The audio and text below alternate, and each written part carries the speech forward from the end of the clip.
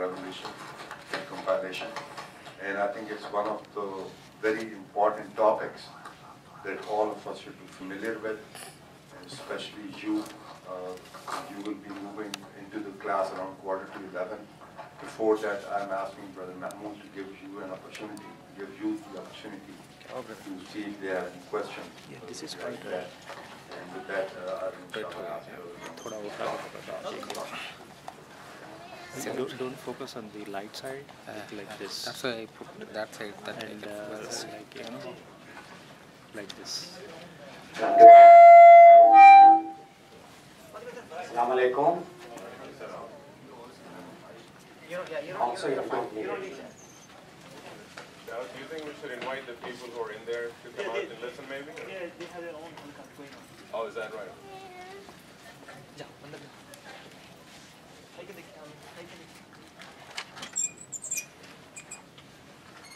Assalamu alaikum. My name is Mahmood1, like it was announced. I had done a version of this in the past, and I do recognize some of the people that had listened to this presentation. A version of it was done already. First of all, I would like to make very clear that I'm by no stretch of imagination. In order to speak on Islam, one has to dedicate their life. They have to focus their studies in Islam, on Quran. So I want to make that very clear. The topic that I have selected is Quran from revelation to compilation. These are the external features. That is what I will be talking about. Now, the question can come, what is the need for that? The Quran is there. Why do we need to learn about that? The external features, a lot of times, since this is not of importance to the Muslims, people shy away from writing books on that. There are not very many books that are being written specifically on the external features. What I did was, how did I collect was, I have gone to different articles where wherever there was a mention of it, I took that. I hear a lot, Dr. Israr Ahmad, I would strongly advise, especially you people, he's very well conversant in English also, as well as in Urdu. My Urdu is of a limited level, so I rely on this English lectures. And the greatness I see is that very delicate chapters, delicate concepts of Islam, he brings out and makes it clear in a easy to understand fashion. So I strongly advise you to do that, and that's what I've done. You know, lately what has been going around, I'm sure you all feel the same way as I feel. We hear about the suicidal, attacks, in Ramzan, Muslims fighting other Muslims, and there's a lot of variation. So there is a need to have a strong connection with Quran, to have the true understanding of the Quran. I don't know if anybody was here last Friday for the second Jamaat. The Khatib was going to start the prayer, and then somebody shouted and said, no, don't lead. Somebody with beard should lead. So we need to have a good understanding. Otherwise, we could go only by the practices without understanding what the concept behind is. So there is a need that we need to have a bond with Islam, with Quran.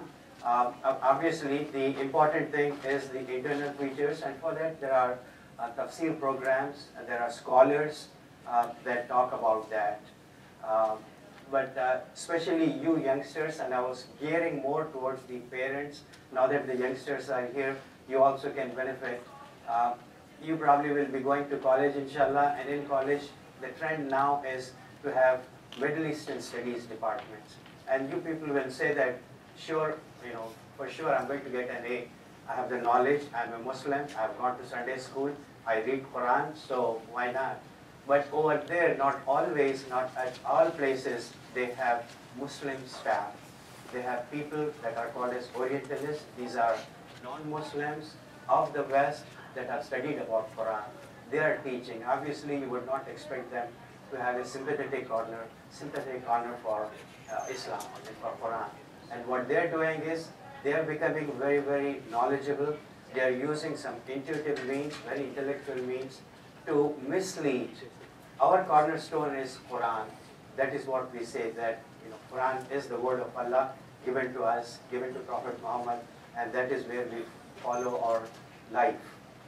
But these people are trying to say that, and we also believe that some of the other books of Allah, they have been changed, and our Quran has remained intact. So what they're doing is they're coming up with means to prove that what you're thinking is wrong. The Quran that you see today is not the Quran that came to Prophet Muhammad. It changed over a period of time. And whatever shape and form it took in the 7th or 8th century, that's what you have. So for you people, it's a good idea to be aware of this, even though it's not going to give us the spiritual spiritual benefit that we should derive from Quran. But I think we need to have knowledge of that. So that is why I'm doing this. I put together an agenda just so that you know what the main flow of the presentation is going to be like. I'm going to say what is Quran and its obligations. I'm going to be talking about the phases of revelation. In different phases, Quran came down. Then I'm going to be talking about the collection and compilation, how people memorize. That was also a collection, how people could write down. So that also was compilation. We'll be talking about that. And we'll be looking at some of the scripts of Usman radiallahu anhu, the 4th Khalifa. That is where the standardization of Quran took place by way of the script. And then we'll be talking about, very briefly, what the comparison is. What do the Quran stuff today look like in comparison to the Quran that existed during the time of Hazrat Usman radiallahu anhu. Then we'll be talking about some of the later developments, like the era, Fatah, Dhamma, Kasra, Zir, Zabar, Pesh, however you call it. Rules of Tajweed. There are Qurans that are written to incorporate those, so those are all later developments. We'll have some idea of that. Then we'll be talking a little bit about the units of Quran. Units of Quran being the surah, the ayah, the ruku, the kalimat, the huruf. And then this is what I would, particularly the youngsters, want you to be aware of, the conspiracy of the body tellers. There are some people, they probably have made it their lifetime goal to put down Islam and to prove that Quran is not in its original form.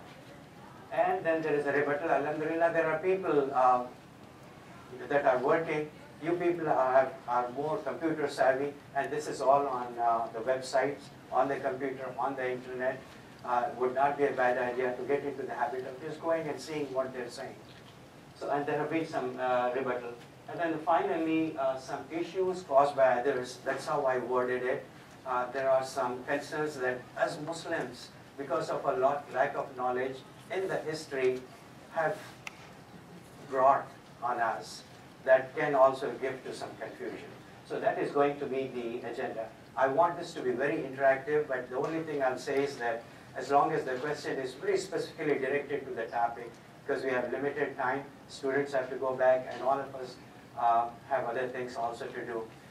I'll be more than happy to share this presentation if you give me your email address. What I will strongly advise is that let us keep this like a dialogue open. And then anytime we run into some scholars, if there are any questions, let us ask them. Quran, we all believe that that is the speech of Allah, Kalam Allah. That's what they say. It's the last book of Allah sent for guidance of humanity. It's preserved till eternity. Allah himself in Quran says, I'm going to be preserving it. Quran, the original Quran, according to scholars, is in Mahmood1. That is the highest heaven. That is the arsh of Allah. That is where Allah is. We cannot understand, but let us, in an abstract sense, understand that. That is where there is a preserved tablet, and on that Quran is written.